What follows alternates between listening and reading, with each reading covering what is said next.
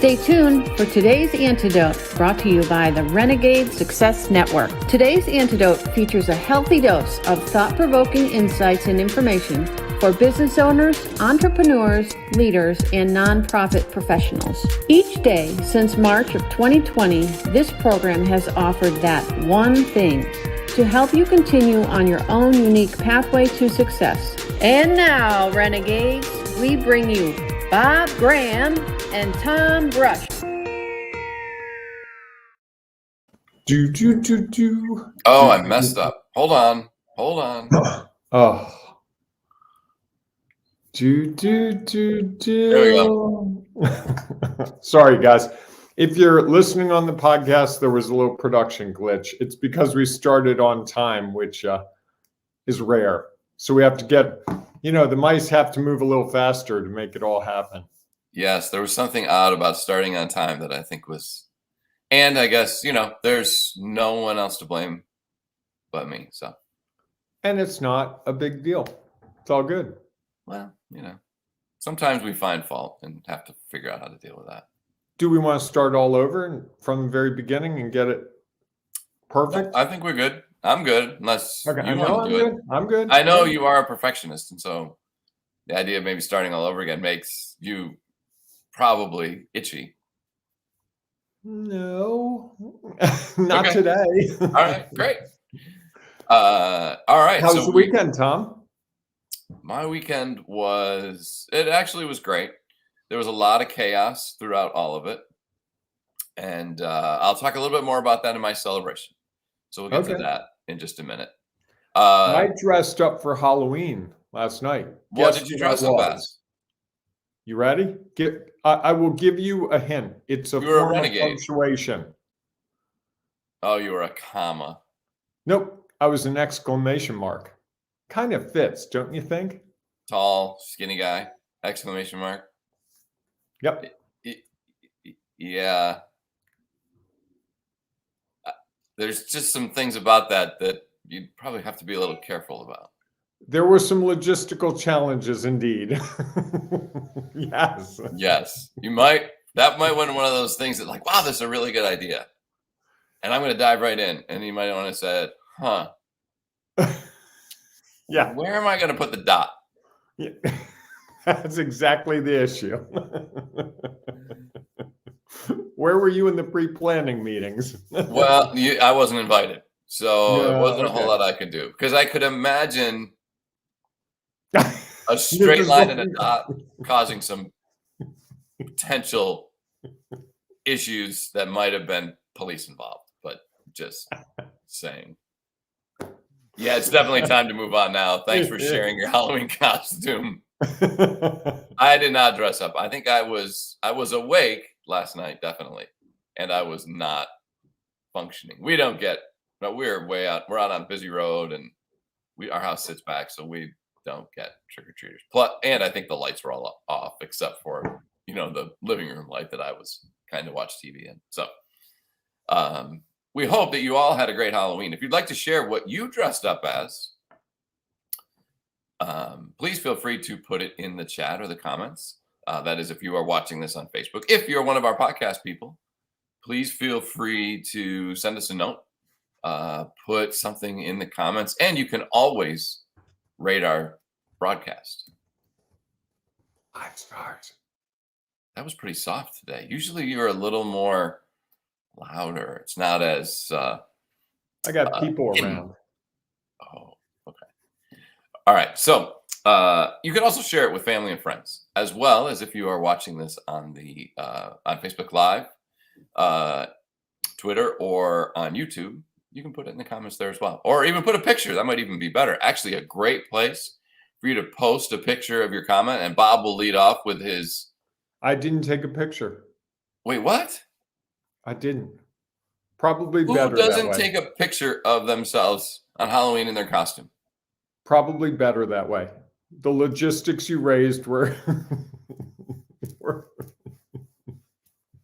I think there's only 2 reasons this morning to be on Facebook. Do you know what they are? No. Well, one is to post your Halloween costume picture which you clearly did not do. And what's the other? To look at other people? To watch our broadcast. Oh, right, right. Wow.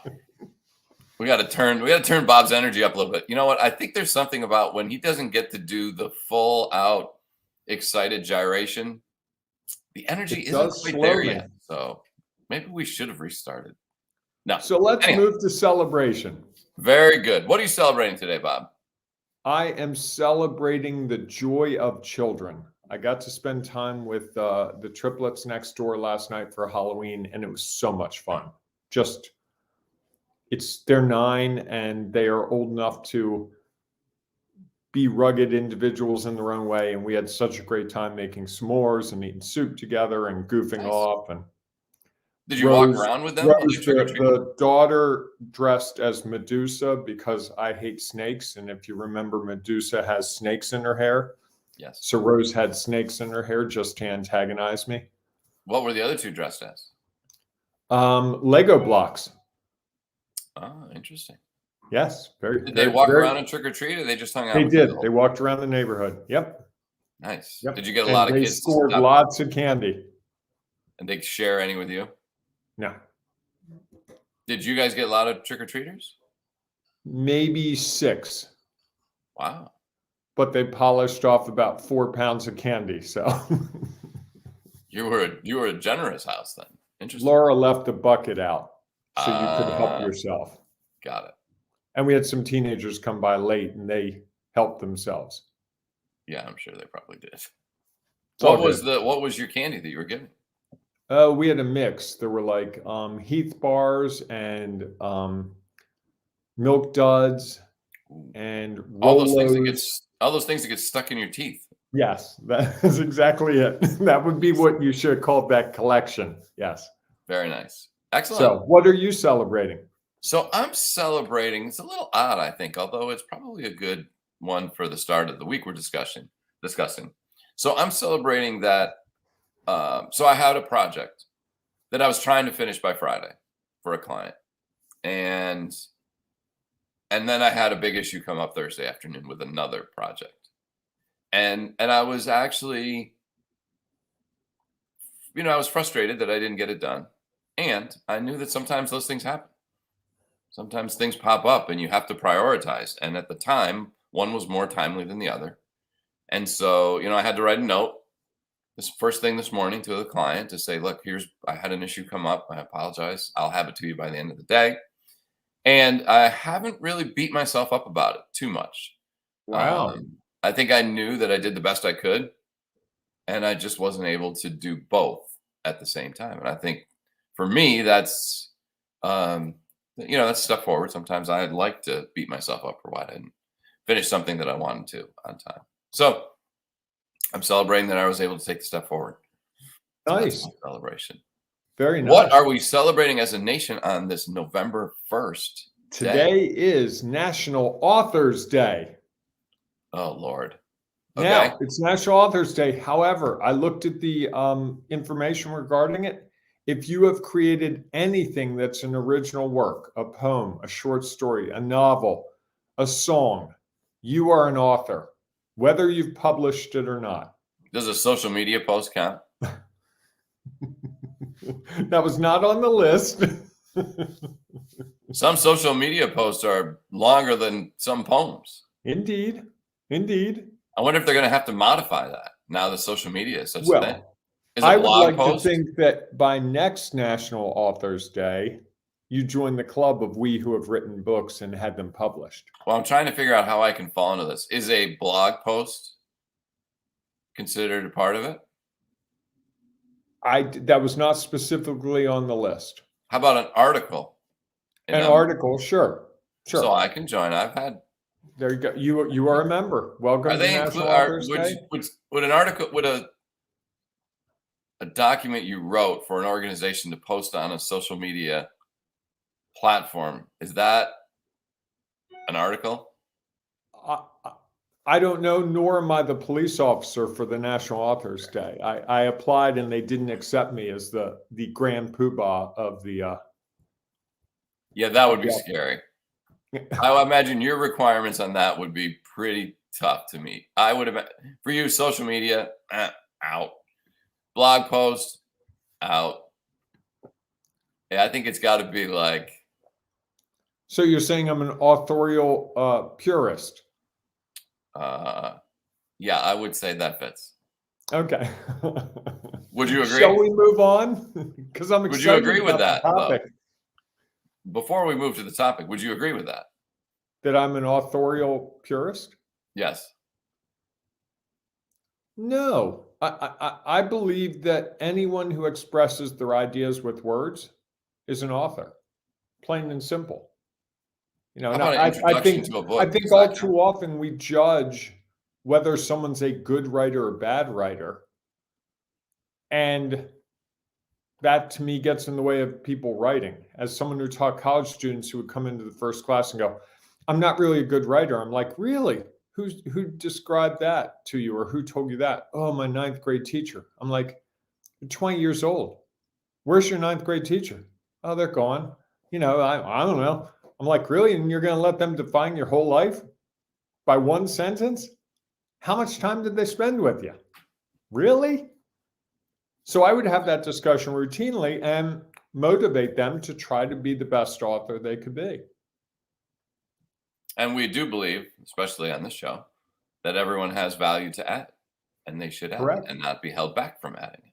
So by that logic, a blog post would qualify, right? Awesome. So I can be considered an author. What about a foreword to a book?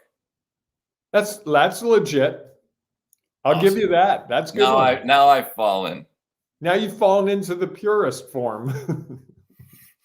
Awesome. All right, everyone. I'm excited about the topic, Tom, because I know we talked about it, but I'm not sure where it's going to go. So this is going to be good. Yeah, I do too. I am too. I have some thoughts. We'll see how it goes. So, for those of you who don't know, our conversation this week is about finding fault. And, I tried to give a little prelude to that at the start. That could be very easy to find fault. The fact that I didn't have the right slide up at the start, so that the program didn't start the way it wanted it to start. Bob wasn't as energized, which meant he was kind of, it led into the challenges at the beginning of the program, and could be very easy to find fault. And I think that's something that we do regularly. We, everyone, not we, you, or me, right? The collective we, yes. Okay, just wanted to make sure. It sounded like the you and me we. Yeah, no. So you have some thoughts you want to share on that? I do. I think it's natural to want to find fault because there's a responsibility aspect, especially when you're finding fault with other things, with technology, with other people, with I didn't get enough time, the client didn't give me enough time, or my boss didn't explain the rules to me correctly, or whatever, because then we don't have to be accountable. And I think finding fault is often our way to avoid responsibility. And it might also be our way to avoid recognizing how important something is to us. Does that make any sense at all? Sure. It definitely does. I mean, I think that, to me, as you were talking about it, all I could think about was 3 words: judgment and expected results. A lot of those things that we had some great conversations around judgment and results. And I think that sometimes leads to finding fault. As I talked about this morning, I had the project in my celebration. I had the project that I didn't complete. It would be very easy for me to go back and find fault. Where are all the things there's a lot of people I could blame for that. Some of that is me, there's no doubt. And there are others that had things shared with me, things, or impacted me because of what they were dealing with. And so I then had to shift what I was dealing with. And so it's pretty easy, I think, to start thinking about finding fault as a way to judge where we are. And again, we had expectations of results that we can't always know what are the outside factors that are going to impact them? And so I think finding fault sometimes is our way, I think, as you said, to um, sort of justify why we are where we are, why we are in the And space. avoid holding ourselves accountable. Oh, It's interesting. Really, I do you would think? have had that book written this year, but it was the pandemic and I got this really big client and I just didn't have enough time. I was sick for a couple weeks. We do that because I think it's protecting ourselves from the reality that if you don't get the book written this year and you said you were going to write the book this year, and I'm just using that as a broad example. I'm not being specific to you. But if you don't get it done in the time frame you said you were going to get it done, that means it's not as important as it was in the planning phase, right? Sure. Yes. Well, there might be a lot of reasons behind. I mean, it might not be as important. Two, there might have been other things that became more important in the moment, which is possible. Which is fine. That's normal versus finding fault and going, well, it's because, the weather wasn't right and, and we had a 2-week vacation instead of a 1-week vacation. We do it so well. I mean, I know in my head, I can find fault very quickly. I can justify to myself anything. And I have to remind myself that justifying it doesn't always help figure it out, because if you're constantly finding fault, as I'm seeing with a client, they've gone from finding fault to actually figuring out what's going on. Correct. Not who did or didn't do this, but where is the breakdown in the process? Where can we improve our operations so that we don't play the blame game? Right, because the blame game, I mean, finding fault only slows down your ability to move forward. Because you can sit there and be like, all right, who is to blame? Let me go and have that conversation with them, that tough conversation with them. And then I'm going to stew on it for a while and figure out how I'm going to beat them up for it. And before we figure out, as your client seems to have, that, okay, what are the challenges that are going on?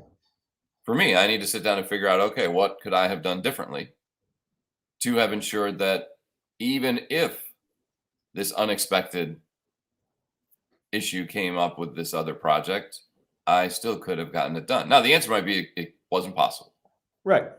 It could But also that's be taking responsibility, and that's acknowledging right. what has happened and looking for what the lessons are. That's the opposite to me of finding fault. That's right. the positive spin on that. Okay, where did this break down, or where did I miscalculate my time, or where did I X, Y, or Z, whatever it is? Where did I misunderstand the instructions I was given? Where did I mistype their email address? All those things. That's a great question.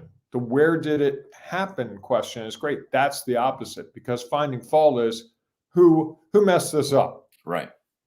And we've all been in the meetings where the boss comes in and goes, someone messed up. Who is it? We're not leaving this room until someone says they did it. It's like, yes, that was me. Correct. What were you thinking, Graham? And what does that really accomplish? When we talk about the know, like, and trust factor, whether it's with clients and also with employees, that doesn't help that. Not at all. And I think that's where the finding fault is really troubling. And if you believe what Mark Zuckerberg said, which was you got to make a lot of mistakes to figure things out, and he welcomes mistakes. If you welcome mistakes because you learn from them, you can't find fault. If you find fault, you're not learning from them. You're just discouraging people from making mistakes, because when we make mistakes, we've stepped out of our comfort zone, right? Sure. Well, and you've gone from what we know to what we don't know, and you're not always going to get it right. Well, you're not going to always get it right. I'm going to say, because I think that what it does is that, finding fault doesn't allow you to impact what's real for you. You're just staying in the zone of, okay, great. Now I have a reason why something didn't happen, and I have somebody to blame. Doesn't really mean I move forward at all. Actually, probably means I've moved backwards, especially based on, I had that happen. I remember at work very clearly. One of the interesting situations I was ever in, where I was doing a project. A project was created that I was the person who was put in charge of, that I had serious doubts about at the start. And it was kind of created by the person who it was benefiting. So we were trying to do a fundraising project around someone at an organization I worked for. And they were kind of spearheading it themselves to recognize themselves. It was a very interesting, weird thing. And when it didn't go as they planned, yet went pretty close to the way I thought it was going to go. That was one of the few times in my career that somebody ever started yelling at me that it was my fault that this didn't get done. And I just clearly, and that was probably over 20 years ago. Might have been like in 1996 or so. Well, you're an old soul, aren't you? I am an old soul and an old body, both. I was definitely feeling that this weekend, the old body part.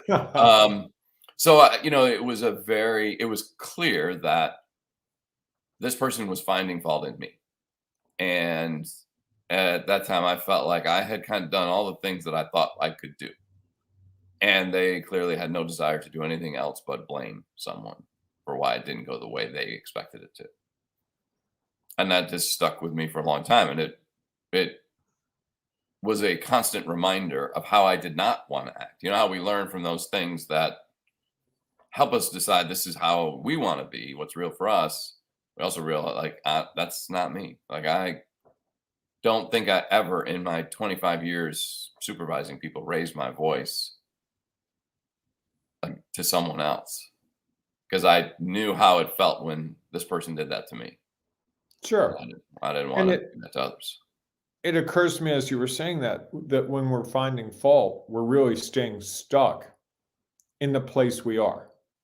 We've set a box around ourselves and no one's going to penetrate that box. That is that's the world we live in, because when we're not finding fault, we're trying to figure out what happened. Now maybe the walls on that box aren't as clear as they should have been. Maybe they aren't as solid, and maybe we need to expand that box a little bit to incorporate in new ideas or new information. And I think I look back at when I was finding fault, and there was a period in my career where I was really good at that. I think it was really me trying to avoid taking responsibility for things I didn't do as well as could have been done. And also, in most of those cases, not asking for help along the way. Sure. And I think those two things in my life have gone parallel. When I'm not asking for help, usually if things go wrong, then it's finding fault time. Because otherwise, it's me acknowledging that, hey, Bob screwed up. So, as we start to wrap this up a little bit around what our finding fault is, do you have your one thing you want to share? I think it was what I just said. Okay. I wondered about that, but I wanted to give you the chance. Yeah, I as I was saying it, I was like, that's pretty much all I got. Okay. Well, I think it's fair, Tom. You and I are trying to figure this topic out as we go. This is not like we mapped this out. We're finding our way. We both agreed this was a topic that was worth discussion, and so I think this week, as we go through that discussion, we're both going to discover things, which to me is what makes this program fun. Absolutely. Yeah, and I think mine is, I think the whole idea of finding fault is just keeping us stuck. It's almost, and I would say it's almost our fear of moving forward, that it's easier to go blame someone, find fault, than to consider, okay, what I didn't produce the results that I expected.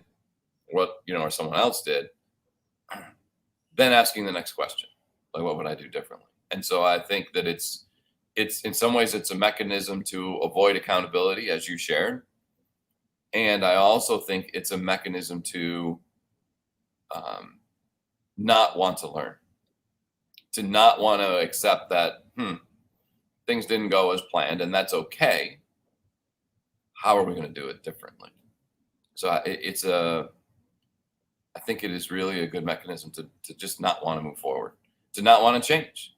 This is the way we think it should be, and it didn't turn out the way so it's not that our processes were messed up. It was that something was to blame. And if we just did it all over again and that thing or that one did it differently or did what they were supposed to do, I guess we would have had different results. And I think it's a little short-sighted. Is it our fear of moving forward, or is it our fear that we actually took a step backwards? And I'm not being flip. I'm being really serious, because to me, when I get in these situations where I'm finding fault, it's really the first thing I have to do is acknowledge I didn't accomplish whatever it was I was trying to do. That's not moving forward. That's admitting that you're going backwards a little bit.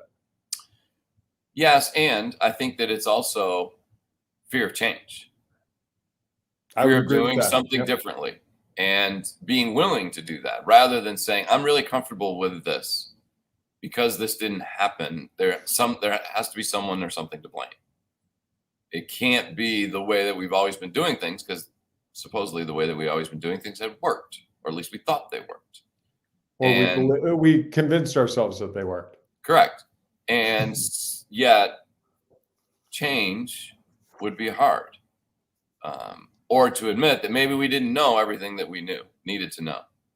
And there was definitely that part in that case. My example is that the person didn't have a clear understanding, in my mind, of how the processes worked. They had an idea based on some thoughts and some knowledge and experience. And I don't think they were open to understand that there was other options out there and other things to consider. Nice. So with that, I think it's going to make for a very interesting week as we continue to discuss about finding fault. We'd love your thoughts. If you have your one thing you'd like to share, please feel free to put it in the chat. If you're watching this on replay, you can put it in the chat, or you can go to the Ring of Renegades Facebook group and post your comment. If you're not yet a member, all you have to do is ask to join. It is a private group, because again, when we're sharing these things, we want to make sure that there is space to do it, and you feel comfortable with people who are going to be supportive and or applaud and celebrate you, there to celebrate with you. And so that's why it's a private group. You just have to ask to join and tell us why you're a renegade, and you can become a part of our growing community as we try to take the next step to finish out this year strong. 2 months to go, Bob. Cool. And 2 months that are fraught with distractions. Yeah. Yes. So we're hitting distraction central. If you are worried about that and concerned about how you're going to avoid the distractions, get what you want to get done, and many of the distractions are things that can be very enjoyable and things that are important to do at this time of year. So if you are either worried about that or really want to make sure you have that time to enjoy, you might want to take a look at our 6-week program, Find Success the Renegade Way, because it is a great way to help you get clarity and control, not only on the goals that you want to accomplish, but your day, so that you can ensure that you accomplish it. So if you'd like to learn more about that, just put a comment in the comments. I'll post the link, Tom. I'm grabbing the link right now. If you are watching this if you're listening to this on the podcast, just go to renegadesuccessnetwork.com, click on programs, and under programs, you will find Success the Renegade Way. Here's the really cool thing about this. You can set this up as an app icon on your phone or your desktop. So you're one click away, whether on your phone or your desktop, to our 6 weeks with guided steps to help you ensure that you are going to take the next step along your own unique pathway to success. So with that, we hope that you have a great rest of the day. We hope that we'll see you inside the Ring of Renegades Facebook group, and we'll see you first thing tomorrow morning, 8 a.m. Eastern time, for our next edition of today's Antidote. Have a great day, everyone. Embrace the renegading you.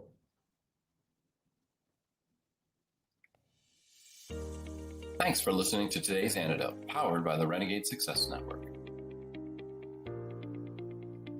The Renegade Success Network helps you confidently create your own unique pathway to success. To learn more about the Renegade Success Network and how you can take your next step, follow us on Twitter, connect on LinkedIn, or join the Ring of Renegades Facebook group. For full details on how you can join our community, go to renegadesuccessnetwork.com. Embrace the renegade in you.